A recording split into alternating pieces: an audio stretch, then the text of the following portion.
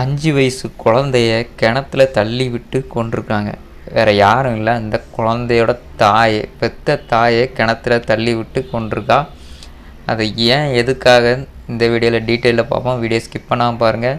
இந்த உலகத்தில் இதெல்லாம் நடக்குமா, இப்படிலாம் ஒரு கேவலமான சம்பவம் நடக்குமா அப்படிங்கிற அளவுக்கு இந்த மாதிரி சம்பவங்கள் நடந்துகிட்ருக்கு. இதுக்கு உலகம் அழிஞ்சே போயிடலாம், அந்த மாதிரி சம்பவங்கள்லாம் நடக்குது. மக்களை தினம் தினம் இந்த மாதிரி நடக்குது. ஸோ அதை பற்றின வீடியோ இந்த டீட்டெயிலாக பார்ப்போம். வீடியோ ஸ்கிப் பண்ணாமல் பாருங்கள்.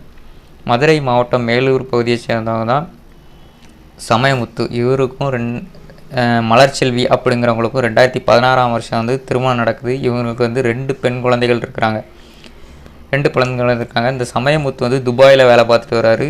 இந்த மலர்ச்செல்வி வந்து 2 பெண் குழந்தைகளோட தனியாக வீட்டில் வசித்து வராங்க.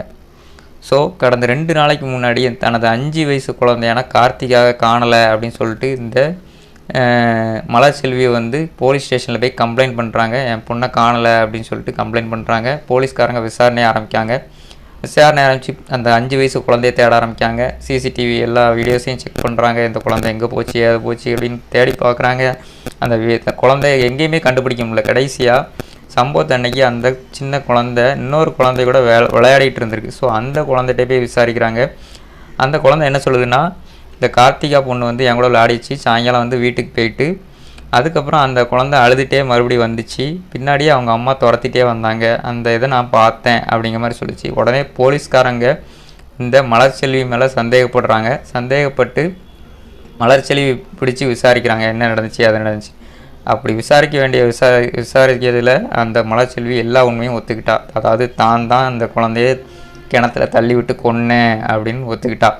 அது எதனால் அப்படின்னா, அந்த மலர்ச்செல்விக்கும் அதே பகுதியை சேர்ந்த அவளோட உறவினர்களான பாஸ்கரன், அதுக்கப்புறம் தர்மசுந்தர், இந்த 2 பேருக்கும் 2 பேர் கூட கள்ளர் தொடர்பு இருந்திருக்கு.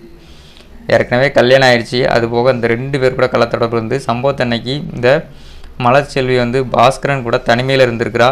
அதை வந்து இந்த 5 வயசு பொண்ணு கார்த்திகா வந்து விளையாடிட்டு வீட்டுக்கு வந்திருக்குது. அது தனிமையில் இருக்கும்போது இந்த பொண்ணு பார்த்துருச்சு. எவ்வளோ ஒரு கேவலமான விஷயம் பாருங்கள், எவ்வளோ ஒரு அசிங்கமான சம்பவம். ஸோ அந்த பொண்ணு பார்த்த உடனே இந்த பொண்ணு என்ன சொல்லியிருக்கு, நான் வந்து இதை என் அப்பாட்ட சொல்லுவேன் அப்படின்னு சொல்லி, அதுக்கு என்னன்னே தெரியாது, இருந்தாலும் அந்த பொண்ணு சொல்லியிருக்குது நான் அப்பாட்ட சொல்லுவேன் இதை அப்படின்னு சொல்லியிருக்குது ஏதோ இதில். ஸோ இதை பயந்து போனால் இவங்க 2 பேரும் இந்த பொண்ணை விரட்டி அடிச்சிருக்காங்க. 5 வயசு பொண்ணை வீட்டை விட்டு விரட்டி அடிச்சிருக்காங்க. எவ்வளோ பெரிய கேவலமான சம்பவம் பாருங்கள்.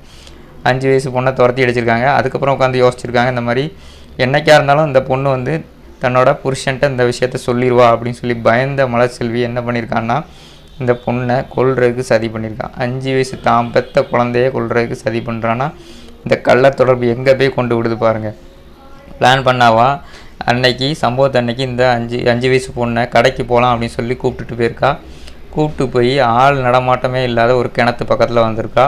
கிணத்து பக்கத்தில் வந்து பிடிச்சி கொஞ்சம் கூட மனசாட்சியே இல்லாமல் பிடிச்சி தள்ளி விட்டுருக்காங்க. கொலை பண்ணியிருக்கா. தள்ளி விட்டு அப்பாட்டு போயிட்டு குழந்தைய ஊர் மக்கள்கிட்ட போய் இந்த மாதிரி குழந்தைய காணோம், யாரோ திருடிட்டு போயிட்டாங்க, யாரோ கடத்திட்டு போயிட்டாங்க அப்படின்னு சொல்லி அதுக்கப்புறம் போலீஸ்கிட்ட போய் நாடாமாடியிருக்கா.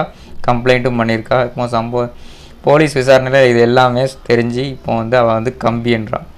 ஸோ அவ்வளோதான் இந்த சம்பவம். மக்களை எவ்வளோ பெரிய கேவலமான விஷயங்கள் அந்த உலகத்தில் நடக்கு பாருங்கள். இந்த சமுதாயத்தில் எவ்வளோ பெரிய கேவலமான விஷயங்கள். இது காரணம் கள்ளத்தொடர்பு.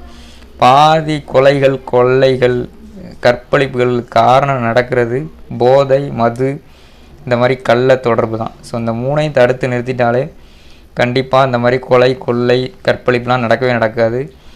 இந்த மாதிரி கள்ள தொடர்பை தடுத்து நிறுத்த முடியாட்டாலும் இந்த மாதிரி போதை பழக்கங்கள், மது, கஞ்சா, போதையை கண்டிப்பாக கவர்மெண்ட் வந்து தடுத்து நிறுத்தலாம். இந்த கள்ள தொடர்பை வந்து நம்ம மனசு வச்சாதான், அதாவது இந்த மாதிரி கள்ள தொடர்பு வச்சுருக்கவங்க ஒவ்வொருத்தரும் மனசு வச்சாதான் இதை தடுத்து நிறுத்த முடியும். பாவம் அந்த 5 வயசு குழந்தை என்ன பண்ணிச்சு சொல்லுங்க, யோசித்து பாருங்கள்.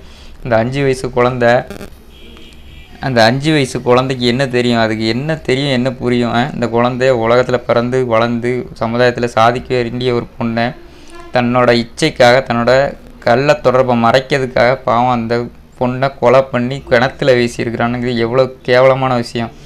ஒரு தாயாக இருக்கிறதுக்கே தகுதி இல்லாத அவர்களும் எவ்வளோ தண்டனை கொடுக்கணும் நீங்கள் கமெண்டில் சொல்லுங்கள். என்ன தண்டனைகள் கொடுத்தா அந்த மாதிரி கள்ள தொடர்புகள் தடுக்கப்படும், இந்த மாதிரி கொலைகள் தடுக்கப்படும், நீங்கள் கமெண்டில் சொல்லுங்கள்.